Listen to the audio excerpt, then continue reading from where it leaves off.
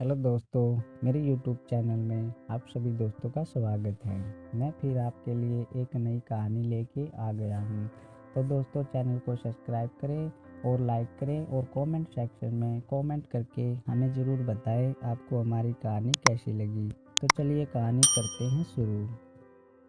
रात के समय कार धक्के खाते हुए रुक गई और उसमें आरव उसमें नीचे उतरा और घड़ी देखी। उस वक्त रात के ठीक 9 बज रहे थे। फिर उसने कार का बोनट खोला और उसे ठीक करने की कोशिश करने लगा, लेकिन गाड़ी स्टार्ट नहीं हो रही थी। आरव ने मोबाइल से मदद मांगनी चाही, पर उसमें नेटवर्क का नामो निशान नहीं था। फिर उसने गाड़ी की पिछली सीट पर सोई हुई अपनी पत्नी मिताली को आवाज़ दी, मिताली, अरे ओ मिताली, उठो जल्दी से, हमें आज की रात किसी गेस्ट हाउस या होटल में बितानी होगी, क्योंकि गाड़ी खराब हो गई है और अब मैकेनिक के बिना ठीक नहीं होगी। हमेशा की तरह मिताली नींद में ही बड़बड़ाते हुई उठी, आरव, तुमसे एक काम ढंग से नहीं होता है। कब से बोल रही हूँ ये तुम्हारी पुरानी खटारा बेचकर कम से कम एक सेकंड हैंड कार ले लो। जवाब में आरव बोला, खरीद लेंगे माता रानी, अब अपना बैग उठाओ और चलो, कहीं रात गुजारने का जुगाड़ करते हैं। फिर दोनों जंगल की कच्ची सड़क छोड़ के मेन हाईवे पर आ गए। उसी वक्त उन्हें जंगल में दूर कहीं से भेड़ियों के रोने की आवाज़ें आने लगी। वह भेड़ियों की आवाज़ें उस काली रातों और भी डरावना बना रही थी। दोनों लगभग आधा घंटा चलते रहे, पर उन्हें ना कोई लिफ्ट मिली और ना कोई होटल मिला। मिताली बोली, आरव, तुम्हारे बेवकूफ़ दोस्त मिठू ने ये कौन से वीराने में फार्म हाउस खरीद रखा है।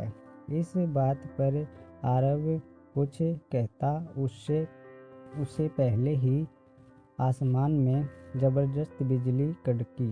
उस आवाज़ से डरी हुई मिताली आरव के सीने से लिपट गई। उस वक्त आरव के चेहरे पर एक मुस्कान चमक गई थी। तेज बारिश के आसार नजर आने लगे थे। तभी चलते चलते बिजली की चमक चमचाती तेज रोशनी में उन्हें एक पुरानी हवेली दिखाई दी। वह दोनों तेजी से दौड़ते दौड़ते हुए हवेली के नज़दीक पहुँचे। हवेली के गेट पर उन्हें कोई वॉचमैन नहीं नजर आया, इसलिए वह दोनों गेट खोलकर हवेली के मुख्य दरवाजे के पास पहुँचे। दरवाजे पर डोर बेल के नाम पर एक पुरानी रस्सी किसी सांप की तरह लटक रही थी। उस रस्सी को आरव ने 2-3 बार खींचा, लेकिन अंदर से किसी भी घंटी की आवाज़ नहीं आई। फिर मिताली ने दरवाजे पर खटकाने के लिए अपना हाथ आगे बढ़ाया ही रही थी, उससे पहले ही अंदर से एक भारी आवाज़ आई, अंदर आ जाओ, दरवाज़ा खुला है। उन्हें दोनों को यह बात अजीब लगी, क्योंकि अंदर से किसी भी घंटी की आवाज़ नहीं आई थी और नहीं उन दोनों ने कोई आवाज़ की थी। फिर वह दोनों दरवाज़ा खोलकर अंदर गए। दरवाजे के ठीक सामने झूले पर बैठकर एक आदमी शाही अंदाज में सिगार पी रहा था। उन्हें देखते ही आरव बोला, सर, हम यह से कुछ ही किलोमीटर दूर हमारे दोस्त का फार्म हाउस देखने जा रहे थे, पर बीच रास्ते में हमारी कार खराब हो गई और मदद बुलाने के लिए मोबाइल में नेटवर्क भी नहीं है। क्या हम आपके फ़ोन से एक कॉल कर सकते हैं? झूले पर बैठे उस आदमी के चेहरे पर कोई भाव नहीं था। उसने कहा, ज़रूर कीजिए, टेलीफोन ऊपर के आखिरी कमरे में है। आरव ने उन्हें पहले परिचय देना उचित समझा। उसने कहा, मेरा नाम आरव है और ये है मेरी पत्नी मिताली। जवाब में वह आदमी बोला, मेरा नाम दादा ठाकुर है, मैं इस हवेली का मालिक हूँ। आरव और मिताली हवेली की शान देखते ही रहते थे कि उनकी नज़र दादा ठाकुर के पीछे वाली दीवार की सबसे बड़ी फोटो फ्रेम पर पड़ी, जो खाली थी और पूरे घर में तस्वीरें ही तस्वीरें थी। उन सब में एक बात सामान्य थी कि किसी भी तस्वीर में कोई भी हंस नहीं रहा था। सभी तस्वीरें बिल्कुल भी भावनाहीन थी। फिर आरव और मिताली दोनों ऊपरी मंजिल पर गए और आखिरी कमरे में जाकर लैंडलाइन से अपने दोस्त मिठू को कॉल करने लगे। बहुत बार कोशिश करने पर भी फ़ोन नहीं लग रहा था। तभी मिताली की नज़र उस दीवार पर पड़ी। वहाँ और एक फ़ोटो फ्रेम लटकी थी। उसमें भी कोई तस्वीर नहीं थी, सिर्फ खाली फ्रेम। उन्हें यह बात थोड़ी अजीब लगी। फिर दोनों नीचे गए और दादा ठाकुर से बोले, आपके लैंडलाइन से फ़ोन नहीं लग रहा है। दादा ठाकुर बोले कि यहाँ की फ़ोन लाइन में हमेशा गड़बड़ी रहती है, दोबारा से प्रयास करें या फिर चाहे तो आज की रात आप दोनों यहीं रुक जाए।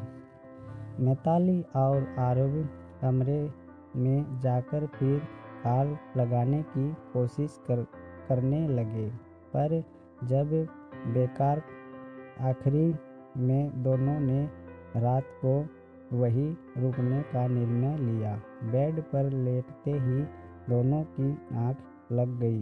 रात के ठीक 1:30 बजे आरव की नींद अचानक से खुल गई और वह एक बार फिर से अपने दोस्त को फ़ोन लगाने लगा, लेकिन उस वक्त फ़ोन पूरी तरह डेड था। हाथ से फ़ोन नीचे रखते हुए आरव की नज़र दीवार पर गई और सामने का नज़ारा देखा। उसके चेहरे पर से हवाइयाँ उड़ गई, क्योंकि कुछ घंटों पहले देखी हुई खाली फ्रेम में अब उन दोनों की तस्वीरें थी और उसके नीचे लिखी थी उनके मौत की तारीख। उसने मिताली को उठाया और उसे तस्वीर दिखाई।